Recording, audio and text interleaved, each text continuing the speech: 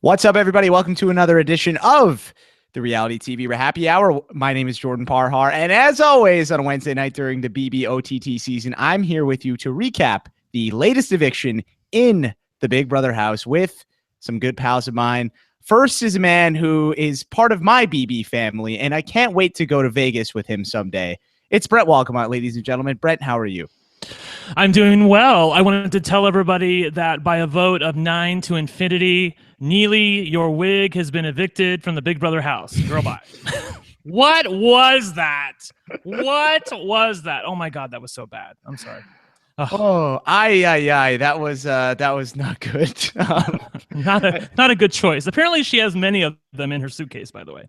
yeah, and I'm glad. People were saying, "Oh, where's Neely's wigs? Where are Neely's wigs?" Well, I'm glad that she waited this long. Put them back. Put them back. Yeah, put them back. We don't need the wigs, Neely. You're good. You're good. Second on the docket today is a man who is twerculating and percolating all night long. Alex Kidwell, ladies and gentlemen. Alex, how are you? Yeah, what's crack-a-lacking, baby? No, you know what, Jordan? You used that. I was gonna use that line, and then you used it in your tweet for this episode. And now, you know what? Brent is my family, Jordan, but I won't hug you when we meet up in New York. I won't hug you. I won't talk to you. I won't look at you because I'm Shane and I'm super petty. All right. Well, I guess it's just gonna be me and Taryn and Brent then, Alex. That's kind of awkward, but we'll go with it. But let's set things up for you guys. So we are live on robhaswebsite.com, and I'm so excited to talk about this eviction. I'm loving BBOTT just for the drama. It's great.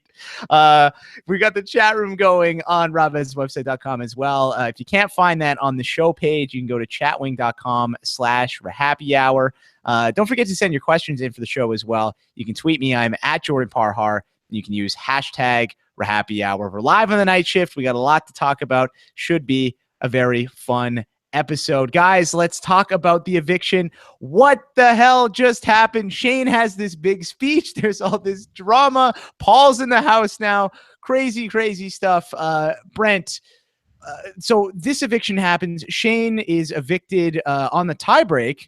After he goes up against, it looks like, at least earlier in the week, from his perspective at least, that Danielle is going to go home unanimously. That is not the case. Ends up being a tie. Scott breaks the tie. There are fireworks. Your thoughts, Brent? My thoughts are that this season really puts BB18 to shame. Like, I'm loving the season. It's giving me exactly what I want. And I was really poo-pooing the idea of a tiebreaker earlier in the week because I thought they were going to blindside everybody. They obviously did not blindside them. They knew that they were likely going to break the tie and evict Shane. I still don't know why they voted to evict Danielle if they knew she was going to be in the house. Chrissy said afterwards on the feeds, we gave you that. We wanted to give you your moment. I'm kind of like, why would you do that? But that's fine if that's what you wanted to do. Yeah, Alex, do you know why they decided to do that? Because, earlier in the week, there was, Brent and Taryn were on the Tuesday show with Rob, and they said that, the ball smashers wanted to make this play to throw off the scent, I guess, to the other side of the house and make Danielle feel like she was on her own. But eventually they figured, the other Jason and the Jamboree, they figured that out, did they not?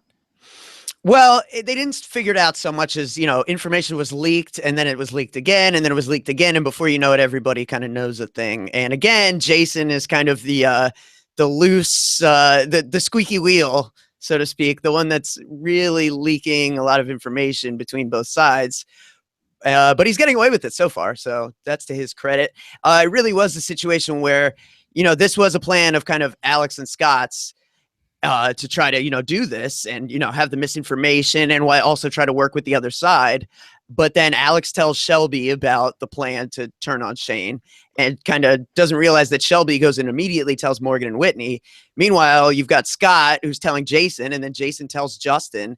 And then last night during the live DRs, you had Jason also telling Chrissy and Neely and them. And then so when they're sitting outside all together, Shane kind of gets the information again from Jason when they're all talking about it. And at that point, he decides like, all right, well, I'm going to go off on Scott. Like, I'm going to have a great speech tomorrow, which I think people have forgotten. Like, great speech used to mean something that might save you, like something that might change the tide of your game. Like, I think people are confusing something that might flip the game with just being petty on your way out, which I don't have respect for that. There's a big difference for me. Like, be a good sport, dude. That's classless. I don't like it. Brent, what did Shane even say in his speech? I mean, okay, so he talked about how he has a BB fam and they're going to Vegas, and then he said that you two are never going to win, and I'm going to make sure of that. Like, what the hell is that? Right. He's talking about Alex and Scott. He views Alex as the puppet master, and he views Scott as a bit of a puppet. I would argue that that's not exactly true. I feel like Virgin King, Brent, Virgin King. Right. Yeah. Scott was driving the bus the whole way, and everyone else was just along for the ride. So they're seeing what they want to see at this point. I will say this. I do think that it was personal with Scott. I'm not buying that it was totally strategic. I think it was 50% of both. But I would also argue that maybe he didn't make such a good move by evicting Shane, because now it's 3 boys in a row who are out of the house. They were already down going into the season, and now there's only 3 boys left. As far as his speech goes, though, I mean, it was just bitter. Alex called it. I mean, it was just he wanted to hurt them somehow, and he had no power this week. And I can empathize with him a little bit in that he got backdoored and he saw it coming a mile away and he couldn't do anything about it. On the other hand, it was really petty on the way out and not a good look. Alex, what did you think of our Virgin King absolutely laying the hammer down on Shane during that speech? And then when he goes to evict him, Shane says, he's like, no, you're not about to do that. And Scott's like, no, I have to make a small speech. Yeah, he said it perfectly too. Like, I have to, dude. Like, I don't even want to continue to just like lay it down on you, but they're making me, right? And it's true. Like, he does have to say something there. He's required to give a little speech, and he could have gotten way worse than just like whatever he said with the bottle. Like, I was expecting him to like, no, you're a bitch. And now, like, you know what I mean? Just go off on it. That would have been great. But obviously that's no good for his game. But it would have been glorious for us. It would have. Like, if he could do that without people in the house, you know, holding it so personally. You know, that's the problem. It's just this season, there's a lot of people in there who you really have to watch what you say and what you do with everything, because people really are playing the game personally. Like, you saw the conversation right after where Scott's trying to tell Chrissy that, like, Chrissy just doesn't understand. Like, and I do, you know, Brent was saying there's some personal decisions behind it. And sure there is. Like, Scott definitely, you know, he was hoping to trust that 4, and then Shane flipped on it so quickly. And he feels like that was something that, you know, Shane kind of turned on. Like, Shane was the swing vote there, and Scott went with what Shane wanted to do. And he felt like Shane kind of hung him out to dry after that. But at the same time, like, I think it was a good move for Scott, because I think Shane is more likely to target Scott than Danielle is, which is not true of probably all the girls. So I think for like maybe just Scott, it was better to get Shane out.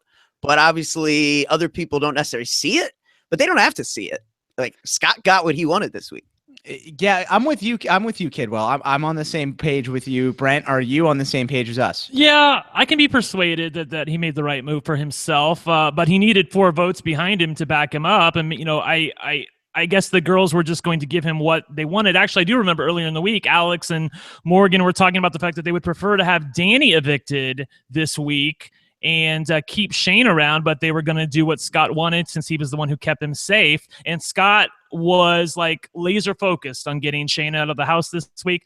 Jason tried to switch him last night, explaining to him a variety of reasons why they should keep Shane in the house, but Scott was totally unmoved by it, to the point where Jason was talking to the cameras, to America at the end of the night, saying, you know, what should I do? This, you know, I'm trying to work with Scott, but he won't compromise with what, and this is Jason's version of compromise, I should say, compromise with what I want to do. I want to get rid of Danny and keep Shane. I think it's better for, I'm sure in Jason's mind, he thinks it's better for Scott, and it could be better for Scott from Jason's point of view, because he's looking at it from the boys' standpoint. I think Jason is getting a little nervous about the fact that there are only 3 penises left in the Big Brother house right now, and he made a note of that and jokingly said to Shane, you know, it's not even because I'm a homo.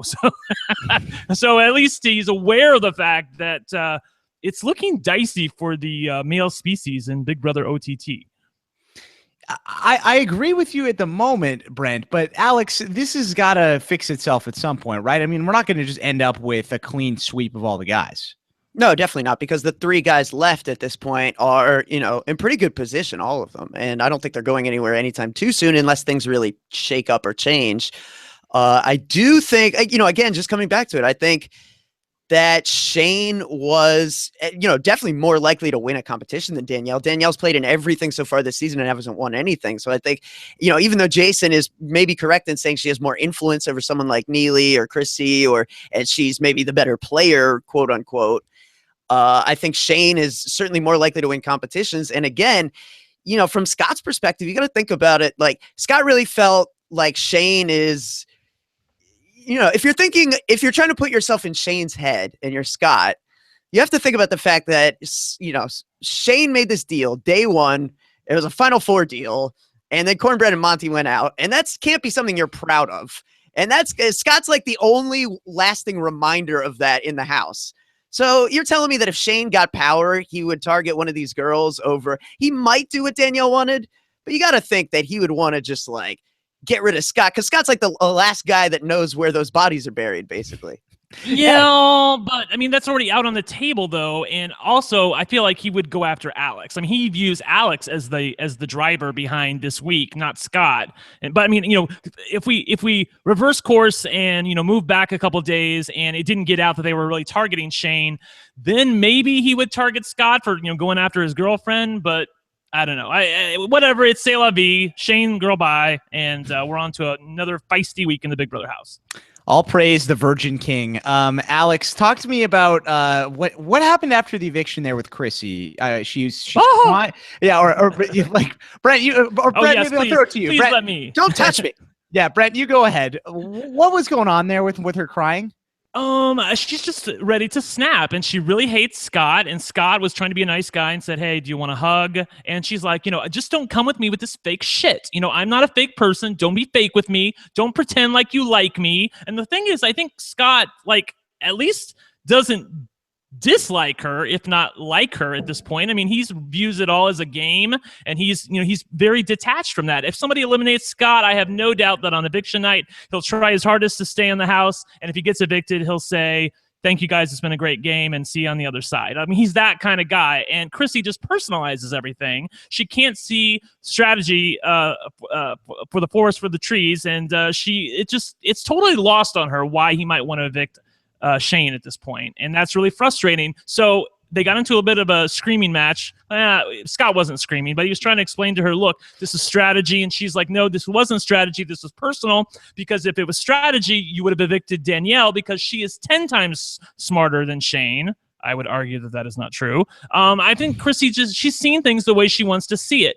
And this is just more salt in the wound that America has. We want to take out our frustrations on Chrissy. I am confident that if Chrissy is eligible to be nominated by America, she will be nominated this week, because she's absolutely been insufferable.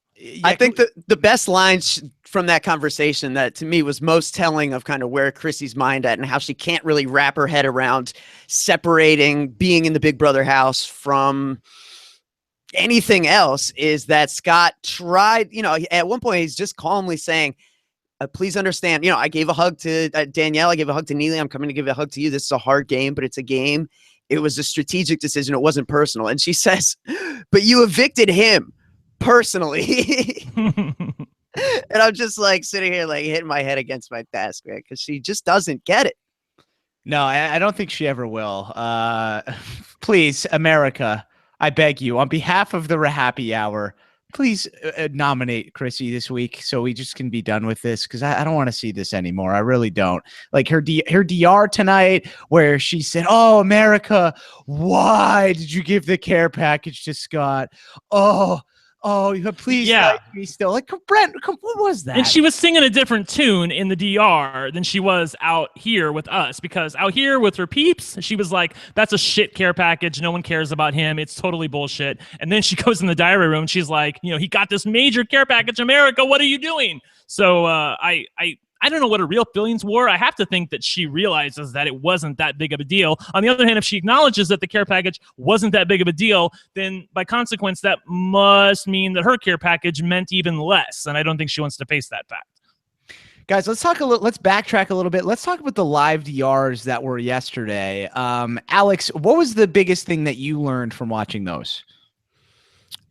Just that, I think the most insightful was that Jason is legitimately considering changing gears here. Like, we knew that he was saying it, but without getting a true insight into what he's thinking, without a conversation where there may be spin involved based on what people want to hear, we don't necessarily know for sure where his head's at. But he is smart enough to recognize what's going on. He is aware enough of what this game is about and where the power really lies, which is in the public vote, to see that if he doesn't distance himself from, people who are from like a PR perspective sinking ships, that he's going to get dragged down by their BS and negativity. So he is smart to try to find himself in a position where he can maybe capitalize off of not only, being aligned with Justin and, Justin being a very charismatic figure, but also maybe aligning himself with some of the other people who are probably in this game for the longer haul. Brent, anything that you really picked up on from watching the live DRs that surprised you or interested you? No, I was just going to say the same thing that Alex did, that it was really telling to me how much Jason is unsure of what he wants to do in this game. Like, he was talking to us on the feeds even after, America, give me a sign. And then he was like, careful to say, don't send me a damn banner. I'm not asking for a banner. I just need a sign to know what should I do here. I think he's really confused. I think he really is, he came into this house saying, I'm not going to play personal this season. I already have plenty of friends from BB17. I'm here to win the money. And now he's made friends with all these people. So it's 3 weeks later after he said that. And I think he really would feel bad about turning on some of these people to the point where he's not sure what he wants to do at this point. And he was, like I said, mad at Scott because Scott wouldn't compromise in evicting Danny instead of evicting Shane. So he doesn't. I still would like to, if I could look into the future and see a Jason HOH or a Justin HOH, I really wonder what that would look like, because everybody from that side of the house is going to be saying, you have to nominate Alex and Scott. I mean, I'm sure it will be a chorus of people saying that. And what does he do then? Because if you don't do that, then you're effectively turning your back on your friends. Yeah, definitely. He's kind of between a rock and a hard place for sure. So let's keep an eye on that, and we'll see how that develops for Jason and Justin in terms of that alliance they were, I guess, talking about with Alex and Scott. Let's talk about what happened after. Who won? Who won? Was it her? Winner? Oh, okay. We have a winner for the 8. Oh my God, yes! News. Oh my God, yes! Yes! My God! Fuck! Stop! Oh my God, she's gonna be so great! Oh my God! Wow! He won. You and I have two different definitions of great. Okay, this is She's why it's gonna be great. Time out, insufferable. Brent. Insufferable. Time out. Okay. I don't think it wasn't audible what Brent just said. So, Brent, please announce who has won HOH. Chrissy is the new HOH. Dun, dun, dun. Oh, no. Chrissy is HOH, Alex Kidwell. Let me just say, this competition was like they're rolling the balls down ramps, and Paul is like at a booth where they exchange these tokens that they're searching for balls. Chrissy gets 4 of them on this go round. The first 3 she misses horribly, like she's not even close. And with this 4th one, somehow it just like veers right when it needs to, and just, oh my God, how did this happen? Okay, wow. Right away, I just want to tell everybody, y'all need to get your asses to the computer and vote to send the care package to Alex, because her ass needs it this week. I am really nervous that Alex could be the person who's going home. I mean, I love a Chrissy HOH here for a variety of reasons. Look, I'm no fan of Chrissy, but she's going to be absolutely drunk with power. And it's going to be really interesting this week because, like I said earlier in the chat room on CBS.com in the rap room, if a Jamboree person wins HOH, which has happened, and somebody from that side gets put up, and I wasn't counting on a Chrissy HOH win. Now I'm kind of looking at the board going, well, America can't nominate Danny, and they're sure as hell not going to put up Jason or Justin or Neely. Neely? So probably got to be, I don't know. Neely, I don't know, or I don't. If it was anybody but Chrissy, I was certain that America would put up Chrissy, and then America would have the deciding vote because it would be 3-3. But now that Chrissy's HOH, I don't know where those votes go. I think they might worried go for my girl Shelby this week. Interesting. So okay, so hold on. And just to set things up as well, Brent says that we need to give Alex the care package. We have to give Alex this week. The care package is the safety servant, which was talked about on the Tuesday show. So if we do give Alex this care package, she is safe. So I'm with Yes, Brent. and not only is she safe, but yeah, so like from a strategic perspective, you know, give it to Alex because Alex is the person who needs it the most and is, you know, the most capable to do something with it that we would, you know, like to see that would be entertaining. And not only that, but from just a pure entertainment perspective, the best opportunity for the safety servant would be to have Scott be totally safe and be Chrissy's servant. Unfortunately, that's not an option. So the closest thing to that from a pure entertainment perspective is that Chrissy can't touch Alex, but then Alex is forced to like wait on Chrissy hand and foot. Come on, people. That's great. Like, this doesn't require much thought. I don't see an option on the table that's better than this one. Yeah, I'm just nervous too because, I mean, I do think that if she had her druthers, she would probably like to get rid of Scott, especially after the blow-up that they just had. But I'm worried that her alliance might talk her into getting rid of Alex. And I can stand losing Scott, although it would be another boy out the door. Oh, God. But I really can't stand losing Alex. I've got to keep her. And you know what? I hear you, Brent, but I also think, I mean, we saw it on the recap tonight. There definitely still some animosity towards Alex as well. So I think it's clear those two are the nominees this week on Chrissy's end, unless one of them were to go up from America, which I don't think is going to happen. Very interesting stuff. But she's not playing this game personally. No. No, definitely not. She's not going to do exactly what Scott did, which is like double down on her side's nominations. She's going to do something totally different, which is double down on her side's nominations. Oh man. Okay. Well, we kind of buried I wanted to get into, and we'll talk about. And by the way, the Chrissy stuff in a sec here. Brent, go ahead. I'm sorry. I made this point earlier yesterday with Rob that I really felt like they were making a bad call here by keeping Danielle in the house because now you kept somebody in the house who cannot be nominated by America. If they had evicted Shane, okay. If they had evicted Shane, like I wanted them to do, if they evicted Shane, if they had evicted Danielle, like I wanted them to do, I do feel like there would be a really good chance that Shane might end up being America's nominee. But now that Danny's still in the house, she can't be nominated, and everybody else on that side is so popular that I'm sure it's probably going to be Morgan. But then, Alex, would they even have had the votes, hypothetically, if they would have had the votes? Yes, because there's currently 10 people in the Big Brother house. It's 5-5, okay? So whichever side wins HOH, like the Jamboree side is 1 HOH, so now that person can't vote. They nominate 2 people from the other side, so 3 people are voting from that side, and 4 people are voting for the Jamboree side. But if America nominated somebody from the Jamboree side, then it would be 3-3, and America would have the deciding vote on eviction night. You see what I'm saying? I keep forgetting about that America's vote, Brent. I was thinking that Chrissy had the tiebreaker, but yes, you're right. Okay, so a lot to talk about there. Proverbial wrench every time. Every America's freaking vote. time. Taryn Armstrong's favorite twist, the America's vote. Okay, well, we didn't even really touch upon it a lot, so quickly, I just want to squeeze this in, and we'll come back to the Chrissy HOH stuff in a bit here. But we had an appearance from your boy, Alex Kidwell. We had Paul. Paul was in the house tonight. Oh, Fool is back. Fool is back. And Not pissed. And how freaking awkward was his entrance in the house? Like he was trying to make conversation, and the best part was when Paul said, "Yo, none of you guys followed my friendship advice. No showmans." And which of you guys is boning? And he didn't know that Danielle just got voted out. Or sorry, Shane just got voted out. I know, right? You're doing exactly what I did, right? Yeah, I know that was really awkward. It's not funny right now, damn it. Yeah, he walked into a really bitter eviction. Like it's so BB6. It's so Big Brother 6 for me. 5 people on this side, 5 people on the other side, literally nothing in between them. It was just, these 5 people in this room, these 5 people in this room, and they know exactly where all the cards lie. Some people find that really boring. I find it absolutely enthralling. I love it.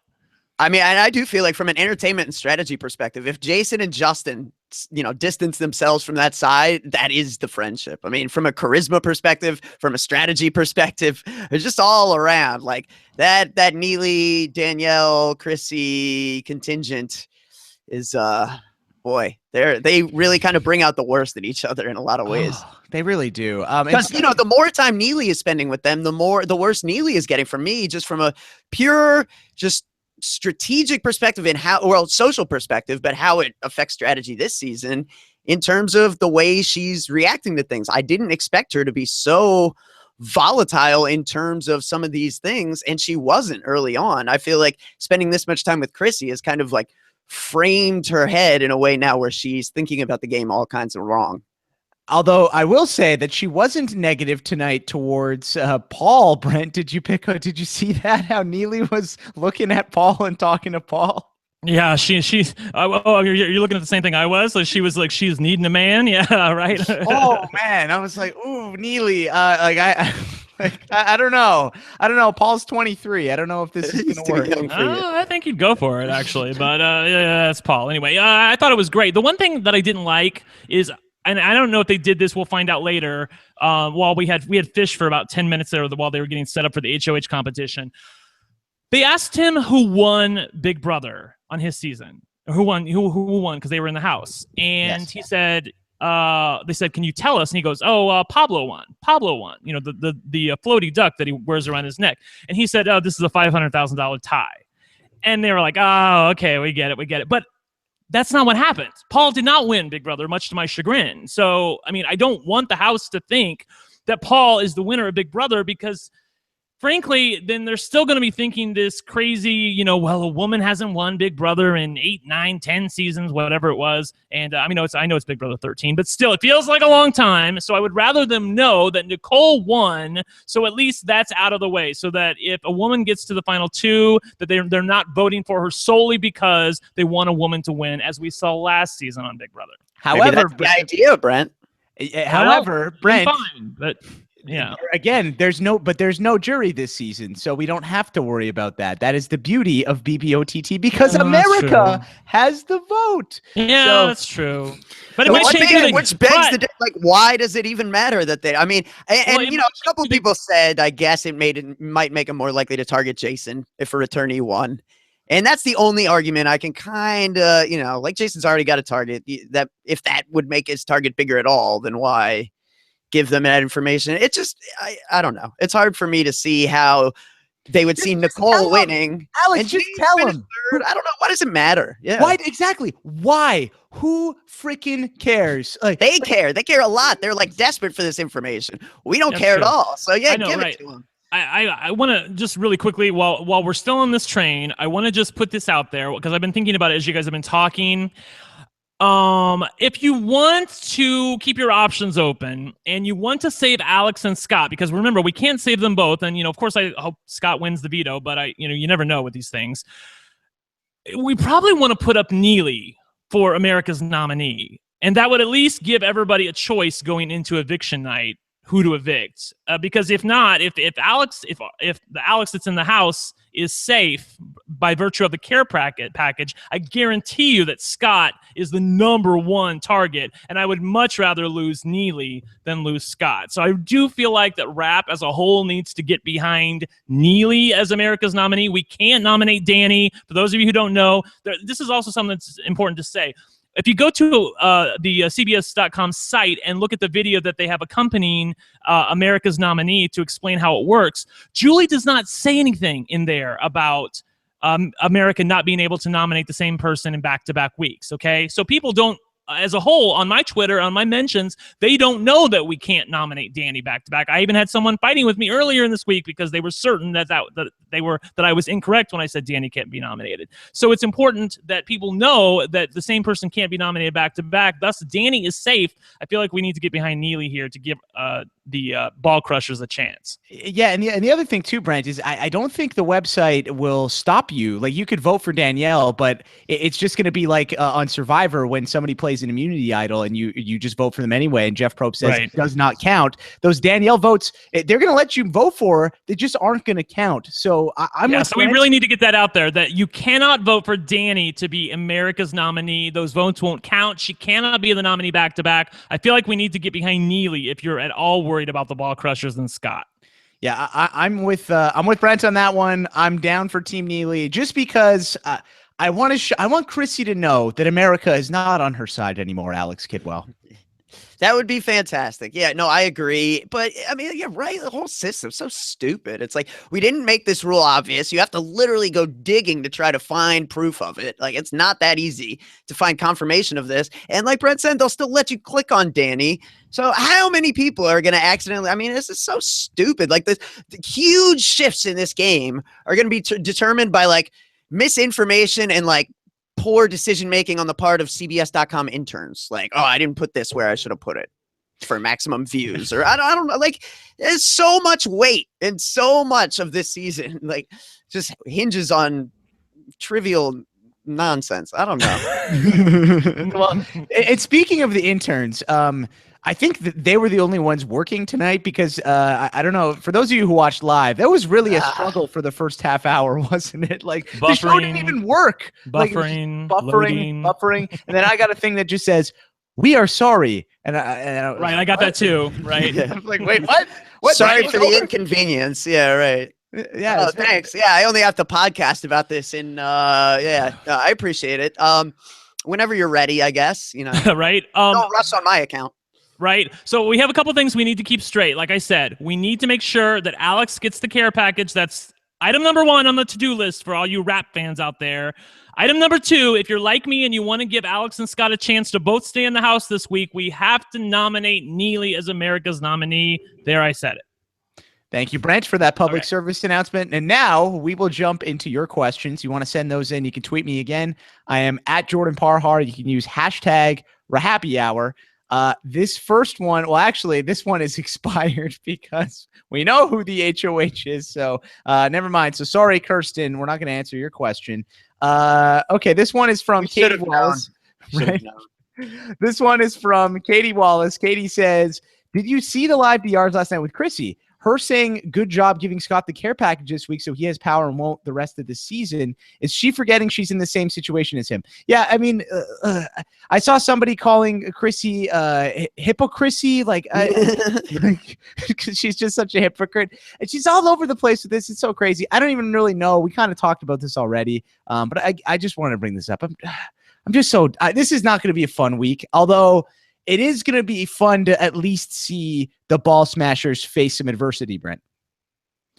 Yeah, it is. But I feel like that from their standpoint, like last week was the first week that they actually accomplished what they wanted to have happen. I mean, Scott even made a point. Danielle didn't say it. No, not according to Danielle, Brent. Not according to Danielle. They could just catch a break. We need the soundboard. I love the soundboard. Anyway, especially that little clip. That one was great. But yeah, but from the Alex and Morgan standpoint, I mean, they were like pushing a boulder up a hill to try and make anything happen, and they've rattled off 3 HOHs in a row on that side of the house. Basically got no one out that they wanted. All of the people they nominated were still in the house. This is the first week that someone actually was successfully evicted by virtue of what the HOH intended to have happen. So I sympathize with them a great deal.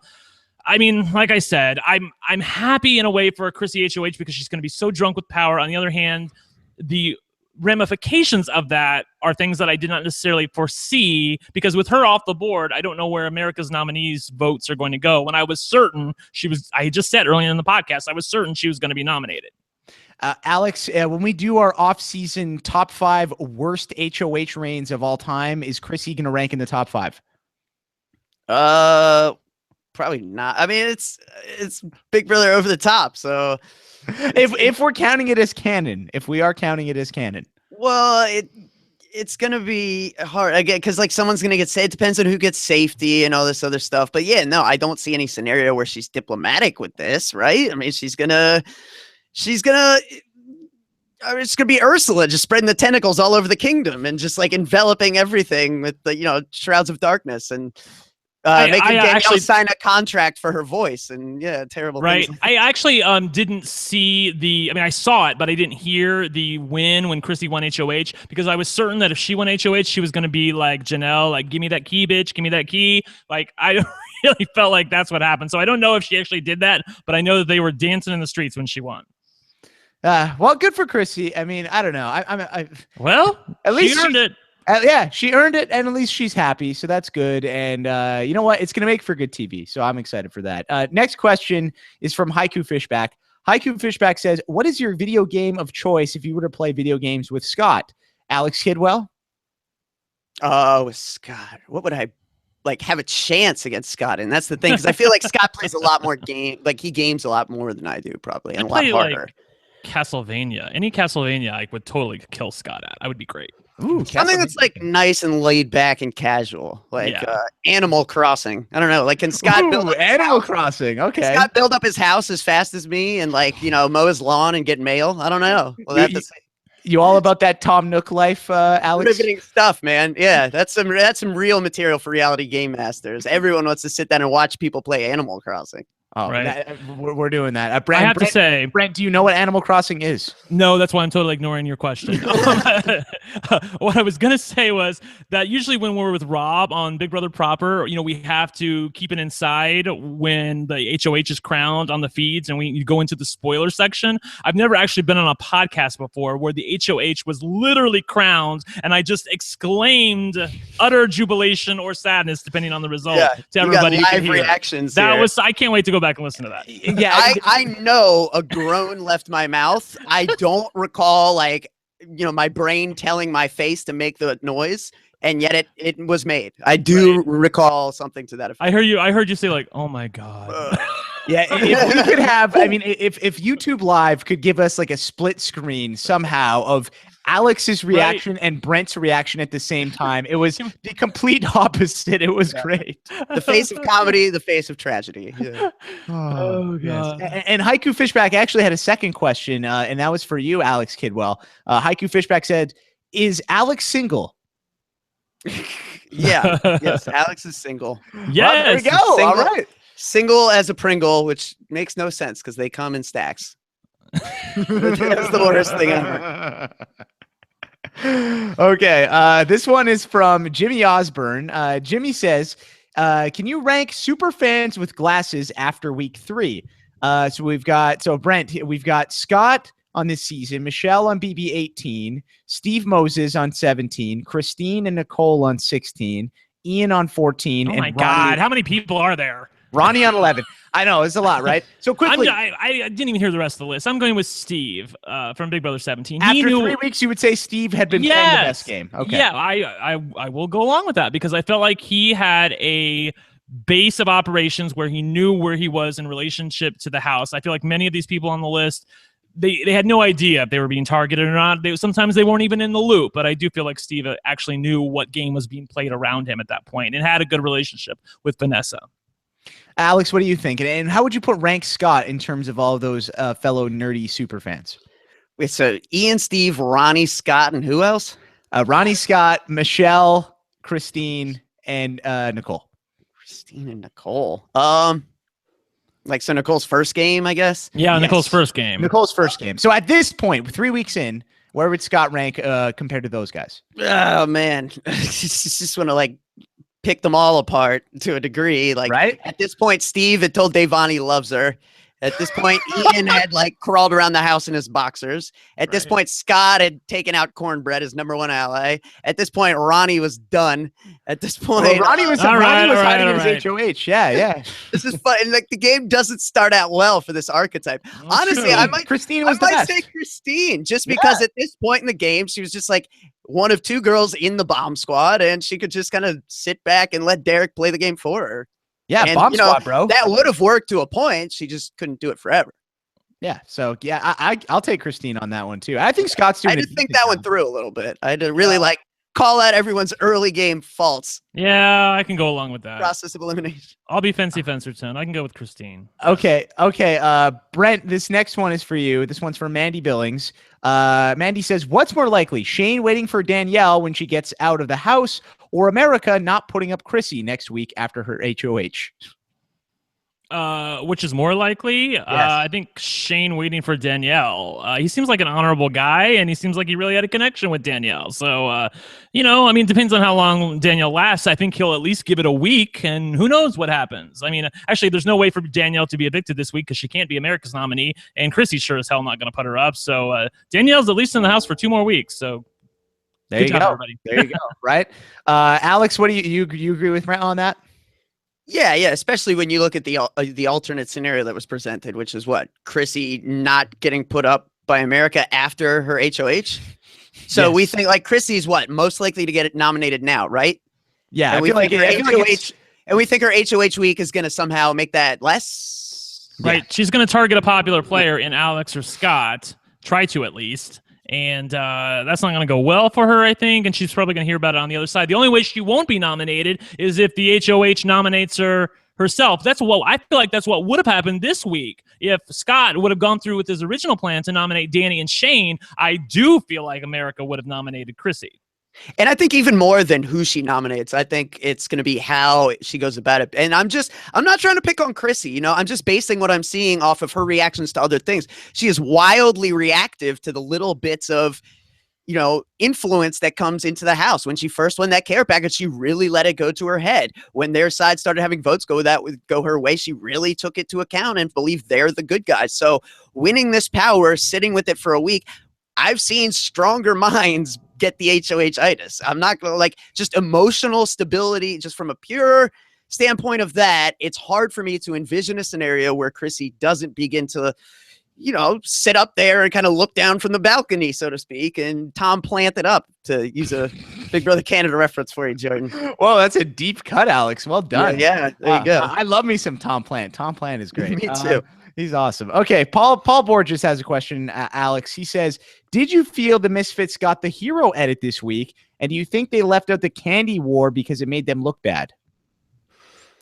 I wouldn't say they got the hero edit. I don't think it was particularly harsh on them. And maybe it could have been harsher, but you could say the same thing about last week with Monty, or to a degree the week before with Cornbread and some other people. I think that the show is just trying to show you what's going on without necessarily giving you everything they could give you, which has always been Big Brother. With when it comes to this iteration in particular, they're kind of expecting us to be watching the feeds, I think. So it's not necessarily like they're thinking you're missing it so much as they're trying to give the people who don't have time for that just kind of like a quick cut.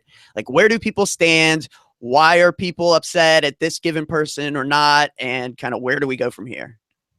All right, this next one's from Jonathan Lewis. Jonathan Lewis says, why didn't the Late Night Jamboree acknowledge that by Justin using the veto, he handed Shane to Scott? They could have controlled the vote this week. Yeah, so let's talk about this a little bit, Brent. So hypothetically, last week, if Justin would have used the veto on Danielle, the Late Night Jamboree would have controlled the vote then, right?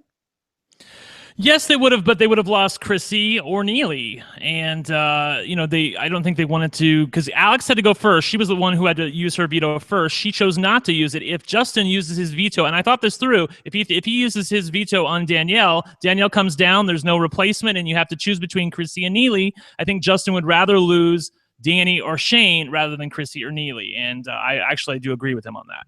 Yep, nailed it. That's what it comes down to. And if you recall, Justin was down for the showmance, Danielle. Maybe he chose wrong. I don't know. Shane won one competition, saved himself. Justin won one, was in a position to help you out, but Yeah. Why should he? Why should he? Who are you protecting in this game besides Shane? You made it blatantly obvious. You guys go off the two of you all the time. Justin has no incentive to protect you in this game at the expense of someone like Chrissy, who's actually, clearly emotionally loyal to a fault. Right. You want Chrissy on your side. Obviously, you don't want to not have her on your side. She not only was she not even a hug, not only will she target you, she won't even give you a hug. Yeah, you need those hugs in the BB house, Alex. It's it's imperative to be a successful player. Okay, Matt. Well, it just speaks to the level. You know what I mean? Okay. The hierarchy of kind of understanding what's happening. Yeah. Oh man. Well, let's think this through for a second. So if let's assume for the sake of argument that Alex gets the care package, okay? So she's off the board. Chrissy's going to nominate Scott and who? is it going to be Morgan?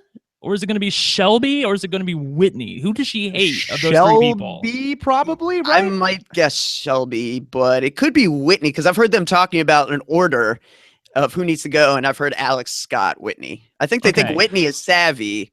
It just comes down to, does her hatred of Shelby run deep enough, or does she? Right. If it was Whitney or even Shelby, I could actually deal with evicting one of those two because I'm not really a big Whitney fan. Actually, Whitney's the only person coming into this week that I would not have wanted to win HOH because she's so utterly boring. I'm sorry. I mean, she's a nice girl and everything. She's, like I said before, she's from my state, but she's really not giving me what I want on the feeds. Whereas at least I'm getting drama from the other people. Yeah, I think Whitney is the best example in this entire cast of someone who would have done much better on a random season of Big Brother than they would always do on a random season of Big Brother over the top. Like, some people are capable of adapting to both. It's hard when you just have to overcome kind of a laid back, very kind of blasé personality. How do you do that? Right. By the way, one person for 23 years of your life, you're going to suddenly change. Good luck. Just to make sure that everybody understands, if you all want to get Chrissy, and I know there's a lot of people who are really, really pissed that Chrissy is the HOH, and they're probably going to be more pissed as she gets more HOH-itis. If you really want to get Chrissy, you got to nominate Neely. And if Neely goes home on Chrissy's HOH, girl, sign me up. I'm off. Yeah, you want good feeds. I mean, people are talking about like her in charge is going to be good feeds. No, her in charge followed by the immediate crash and burn and the fallout of that. That's what we really, you know what I mean? Like, you're just looking at chapter 1. You need to think about the book here. Oh man, Kidwell killing it with the analogies. Okay, we got this one from Katie Wallace _89. She says, "Can we laugh at the fact that the HOH comp was about smashing balls?" We didn't really talk about that. So yes, they were really the ball smashers were really struggling with actually smashing the balls, Brent. Yes, they have to twist them. You have to be delicate with them. Like, they were just trying to stomp all over them, like they do when you're a ball smasher. So I thought this was totally made for them. I thought it was total rigging on the part of Big Brother Over the Top. I don't know how they didn't call it out. It was obvious to me. Except they didn't win. Except they didn't win. My favorite part of this competition was like from the moment Paul walked in, Scott was like super into. Like, Scott was so excited to see Paul and talk to Paul, which I'm sure I would be too. People would be like, I was watching people on the feeds like, oh my God, Scott just following him around, so obsessed with him, and I'm just sitting there thinking like, that'd be me. Yeah, like all these people would just be hating on me right now because what else are you going to do? You've been looking at all these people, and none of them are a fan on your level except maybe Jason and maybe Alex. And then here comes Paul, who's like, charisma personified from the most recent season that you've been binging right before you went in the house. Like, obviously you're excited to see the guy and talk to him. But the best part to me was how, like, Paul's the one there to host the HOH and actually exchange tokens for balls to roll. And he's just like sending Scott. Scott was like his grunt, like, so he was just having Scott like pick stuff up and bring them back, and like Paul got just to stand there and crack jokes and be a great host, and Scott was doing all the menial labor because he was just so enamored. So funny. I mean, being in that position before where you're in the house and a former house guest comes back that was very popular on the previous season, it is literally the coolest thing ever. It really is. So I definitely can feel Scott and his excitement in that moment for sure. And yeah, I mean, I do that stuff for Paul. It's Paul. It's your boy, right? I mean, today must have been one of the best days for Scott in his life. I'm not even joking. Like, he got to meet Paul. He got to tell off Shane. He got his target out of the house. I mean, I guess Chrissy won HOH, but I don't know. Scott's doing well. He's having fun, I think, for sure. This next question is from Andrew Kirk. Andrew says, if Alex wins safety servant through the care package and Scott wins the veto, who will be the one going home between Whitney or Shelby? Now, we're assuming that Whitney or Morgan. Don't forget about Morgan. Yeah, it could be Morgan, right? So, I mean, hypothetically, of those three, who do you think would be going home, Brent? Or would be in the most danger, at least, if we're talking about, because there's still America's nominee, of course. I really don't think Morgan would go home. I think that Alex would try to sway her side to saying, we really need to keep Morgan. We really need to keep Morgan. But they would probably get rid of somebody else. But like I said, if we nominate Neely, then we have the choice. America will have the choice of whether or not we want to get rid of a ball crusher or we want to get rid of Jamboree. And I like having choices. So let's like RuPaul's Drag Race. Tatiana, choices. See, I don't watch RuPaul. I know, right? You don't get that joke at all. Right? Yeah, That's sorry. the way that America's the swing vote. America's not the swing vote. Exactly. America's the swing vote if we nominate Neely. Yeah. Alex, so what do you think? Anything to add on that? You asked kind of who would be in the most danger there. I'd be probably most worried for Shelby, if for no other reason. Chrissy likes her the least, I think. And Alex and Scott have had conversations about how probably within their group, Shelby is the biggest liability. And they're not wrong. Shelby's entertaining, but she has no filter. I mean, she's not somebody you can trust with information. Anything Alex has given her, she's run and taken right to Morgan and Whitney because she wants to be the one to share. And she keeps saying stuff like, I want to go cause drama. I want to go stir stuff up. And she has to be stop. They have to, protect her from herself in this game. So, she's certainly the one that'd be most willing to kind of give up. Right. She's just a number for at best. Nobody looks at Shelby as anything better than a number at this point in the game. Right, exactly. And numbers aren't exactly entertaining to me. On the other hand, I do think if we nominate Neely, not only will it give us a choice as the swing vote at the end of the week, but it will totally blow away the house. I'm sure everybody will be like, why in the world did America nominate Neely? She's like the grandma in the house. Everybody likes her, So except she's 28. I know. Yeah. Try it. She's younger than I am, Brent. Right? Yeah. Okay. Yeah, I'm buying that one. Honestly, I don't understand why that's, some people in the chat room are saying, I don't think we can get Neely up. Why can't we get Neely up? What's she doing on the feeds that's so enthralling? That's making I don't see her on a unicycle juggling bears. She's not doing anything. Yeah, literally sitting in the backyard and bitching with Chrissy most of the day. Exactly. Yep. And I'm not gonna lie, Neely week 1 was not this person, but Neely now is not good feeds. I'm sorry, she's not. I'm watching a lot. And to just to piggyback off what Alex said, yeah, maybe if we're all scattered all over the place, we can't get Neely up on the block. But this is, we're all together on this. If we're all together voting for Neely, I think we can make this happen. I think we can get this movement to go One through. love. Right? One love. We just have to make sure we follow through with it because we can't vote for America's nominee for 3 more days or something because they carry out this stupid safety ceremony for 2.5 days, which is totally crazy. I don't know why they do that, but whatever. I still don't understand why they took away the big key and the wheel, with the Lazy Susan. Wouldn't that be great to have? That would be so great to have. Why do we do this stupid safety ceremony? Agreed. I keep waiting for the other shoe to drop. They chose to do the safety ceremony and choose the nominees this way because of blank, but I don't feel like there's another shoe a-coming. No. So yeah, Taryn's meme maker. If you can get that prepped for Taryn, please. Yeah, Taryn's meme maker. Neely for America's nominee. Sorry, I don't mean. Thank you. I know I keep saying it, but I feel like people won't hear me on this, and they'll want to try to nominate Danny again. They'll let you. Let me choose my words carefully. The mechanism of the site will take your vote for Neely, but she cannot legally be nominated because she was nominated last week. You're talking about, Danielle. What did I say? You said Neely. I'm sorry. We're campaigning for Neely, Brent. We're campaigning for Neely. I'm campaigning for Neely for nominee. That's what I'm trying to say. Yes. Okay. Let's take one more question before we wind things down, guys. This one is from Matthew Muccia. Matthew says, why did Danielle not receive a penalty vote for sleeping in bed while being a have-not? Now, did you guys see this, Alex? I mean, yes, but I think timing has a lot to do with this kind of thing, right? There's so much downtime in certain periods that you can get away with things you wouldn't during prime hours of feeds or when things are supposed to be going on, or these rules are loose, which makes it all the more funny that Chrissy is going to go to the book over something Scott said. Not even did. He said. There's nothing you can say. I'm sorry. You could say things that'll get America to turn on you, but there are no words that get you just kicked out by production. Get out of here with that. That is absurd to me. Oh, man. I'm with you, dude. It's something else, really, with Chrissy. My goodness. Okay. Well, I'm looking at the questions that we got for tonight. I think we're fresh out. So, Brent.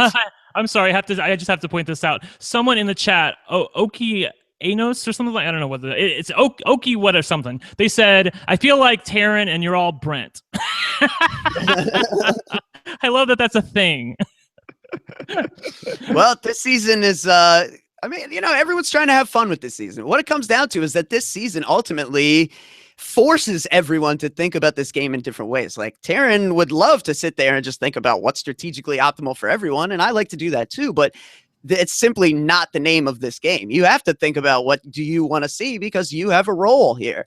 So I think it's fair for everyone to be thinking about like what would be most entertaining, what do I enjoy, and what's most entertaining to me isn't necessarily what's most entertaining to you. So what might be right for you might not be right for some. Yeah, so I mean, if you don't want to vote Neely for the nominee or Alex for the care package, then yeah, I mean, you have the right to do that. And also, the other thing, I need to keep reiterating this: if other people don't want to, do what you want to do, like let people do what they want to do. Like the people can vote however the hell they want. Yeah, I think that's maybe my biggest thing with this season is like, I think there's a lot of people who feel like, well, I don't want to vote a certain way because it'll waste my vote or because, people are telling me I shouldn't do that, whatever. Like, just do what you want and see what the results are. To me, that's more fun. Like I almost like, I prefer to just go in blind, have everyone just vote like kind of based on what they're seeing on the feeds without even being able to talk.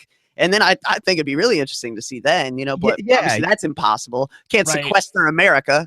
No, well, I was going to say Survivor Borneo style, Alex. Like, just go in, have your own opinion and idea of what you're going to do, and just go do it based on what you're seeing, right? Or be Sean Caniff and just pull names out of a hat. Whatever you want to do, it's your vote. Every week, do it by alphabet. Yeah, who you vote for. Just dress up like every week. You just dress up like a wizard and bring down your like hat and be like, oh, who's it going to be? And just like get drunk with power. Go for it. Well, look, even just because we nominate. Just because we nominate Neely doesn't mean we have to evict her. That's what you guys need to understand. We can nominate Neely as a buffer to make sure that Scott stays in the house. If Scott wins the veto, I'm totally fine keeping Neely and evicting somebody like Whitney or Shelby. I'm totally cool with that. But this at least gives us options. Yeah, I'm with you there, Brent. We got to protect our Virgin King. He did a lot of great work last week. He's good feeds too. Yeah, and he's playing the game hard. He's playing hard. Hard. Great. He's great on the show. We need him. And he's Alex's #1 ally besides her sister, which is saying a lot. So there we go. All right, guys. Well, for those of you in the chat room, if you could give us some hashtag ideas, that would be awesome while we wind things down here. Just a reminder for people, if you are in the New York area and you want to hang out with us this upcoming Tuesday, we are all going to be live in New York doing a live podcast for Big Brother Over the Top. All the LFC is going to be there. Rob's going to be there. I will be there. Eric Stein will be there. Adam Pock, Glenn Garcia, some other random BB people will probably show up. It's going to be a great time. Tickets are $10. You can go to robhasawebsite.com/BBOTT live if you want to check out more information about that. If you like this episode of the RHAPpy Hour and you want to make sure you get more episodes, don't forget to subscribe to the podcast on iTunes. You can go to robhasawebsite.com/RHAPpy Hour. That's happy hour with an R at the front. And you can also subscribe to the video version of this podcast, robhasawebsite.com/YT. And you can check out the video on YouTube. You can see my glasses, which made an appearance on the show. I think, guys, I think this is the first time in the history of the RHAPpy Hour that I wore my glasses for a live show. That's what the night shift has done to me. It's been a blast from the past.